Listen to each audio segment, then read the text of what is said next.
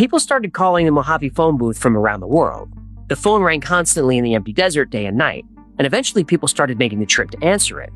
They drove for hours on paved highway, then turned onto 15 miles of unpaved dirt road that rattled their cars and covered everything in dirt. They arrived at a phone booth standing alone in a landscape so empty it could have been on another planet. The glass was shot out. The phone book was gone. Graffiti covered every surface. Names, dates, messages from people who'd made the journey. And they waited. When the phone rang, the sound hit hard. In the total silence of the desert, no traffic, no voices, no hum of any kind, a ringing phone was almost violent, and you couldn't ignore it. That's weird.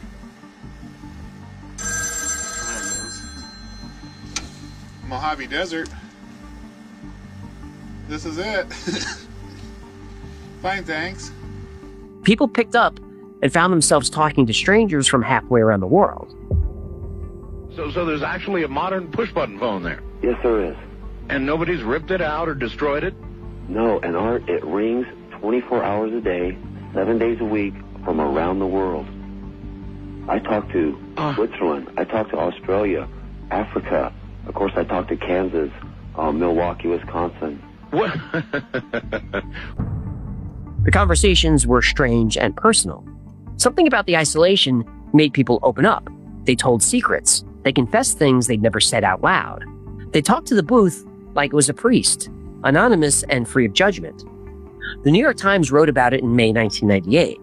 That blew the doors off. Documentary crews showed up. Musicians wrote songs about it. The booth got its own fan sites, its own mythology. People camped next to it for days, waiting for the next call, talking to whoever happened to dial the number. This was 1997, 1998, 1999.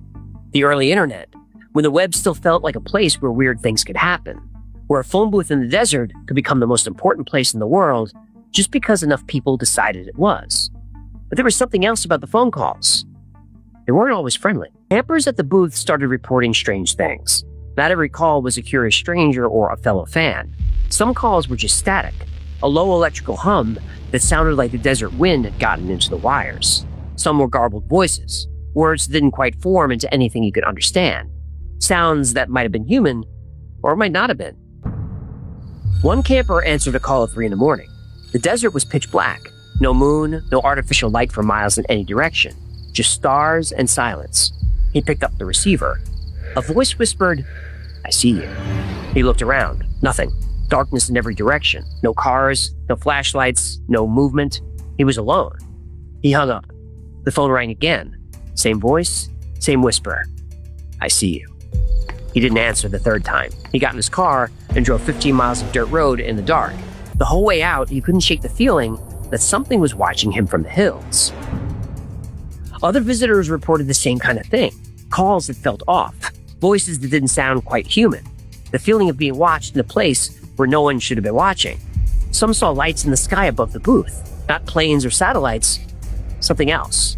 Others felt vibrations in the ground when the phone rang, like the booth was connected to something underneath the desert. The booth pulled in true believers who thought it was a portal, a beacon, an antenna drawing attention from things that weren't human. It pulled in skeptics who came to prove the stories wrong and left feeling uneasy. And it pulled in people who just wanted to answer a phone in the middle of nowhere, to prove that connection was still possible even in the most isolated place on Earth. And for 3 years, the Mojave phone booth rang. On May 17th, 2000, Pacific Bell sent a crew into the desert. They tore down the booth, ripped up the concrete pad, and disconnected the line. Per company policy, the phone number was retired. A Pac Bell spokesman later confirmed what fans had feared. They hadn't just removed the booth, they destroyed it.